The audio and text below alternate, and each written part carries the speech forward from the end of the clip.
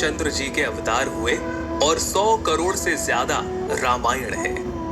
रामलीला में एक बार फिर से मैं आपका स्वागत करता हूँ। राम जी के जन्म के समय पृथ्वी पर राक्षसों का हाहाकार था। वो हर जगह उपद्रव मचाते और मुनियों का यज्ञ भंग कर देते। इस समय गाधी ऋषि के पुत्र विश्वामित्र को ये विचार आया कि ये भगवान के बिना नहीं मरेंगे, और यही विचार लिए वो पहुंचे महाराज दशरथ के पास। दशरथ जी अपने सुकुमार पुत्र राम को भेजना तो नहीं चाहते थे, लेकिन वशिष्ठ जी के समझाने पर उन्होंने राम और लक्ष्मण को विश्वामित्र जी के साथ भेज दिया। विश्वामित्र जी के साथ राम जी ने ताड़का का वध किया, मारीच और सुबाहु को मार भगाया, अहिल्या का उद्धार किया और पहुंचे जनकपुरी में, जहां पूरी नगरी रघुकुल शिरोमणि रामचंद्र को देखने के लिए उत्सुक थी। जनकपुरी में प्रवास के समय गुरु की आज्ञा से दोनों भाई पुष्प वाटिका पहुंचे, जहां उनकी भेंट हुई माता सीता से। जनकपुरी में स्वयंवर की तैयारियां चल रही थी। सभा तैयार थी। सभा में अनेकों अनेक राजा आए हुए थे, जिनके सामने महाराज जनक ने अपने प्रण को दोहराया। आज शिव जी के इस कठोर धनुष को जो इस राज्य सभा में तोड़ेगा, जानकी उसका ही वरण करेंगी।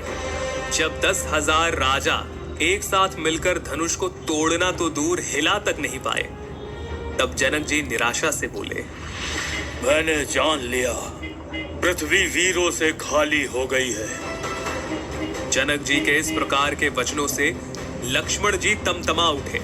उनकी भौहें टेढ़ी हो गई, उनके नेत्र क्रोध से लाल हो गए।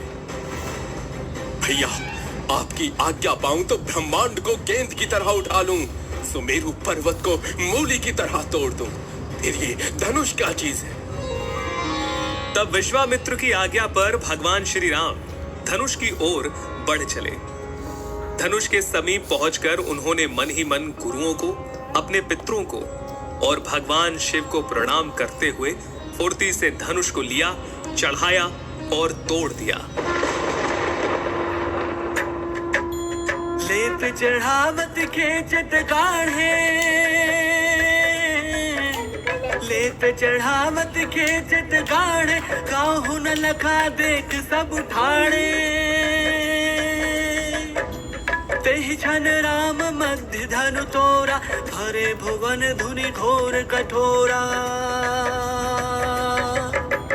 राम सिया राम बोलो, राम सिया राम बोलो, राम सिया राम बोलो राम।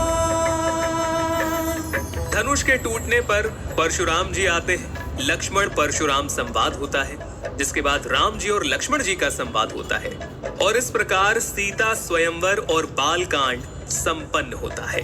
आगे हम अयोध्या कांड के बारे में बात करेंगे, सिर्फ और सिर्फ रामलीला में। कांड से लेकर उत्तर कांड तक सिर्फ रामलीला में।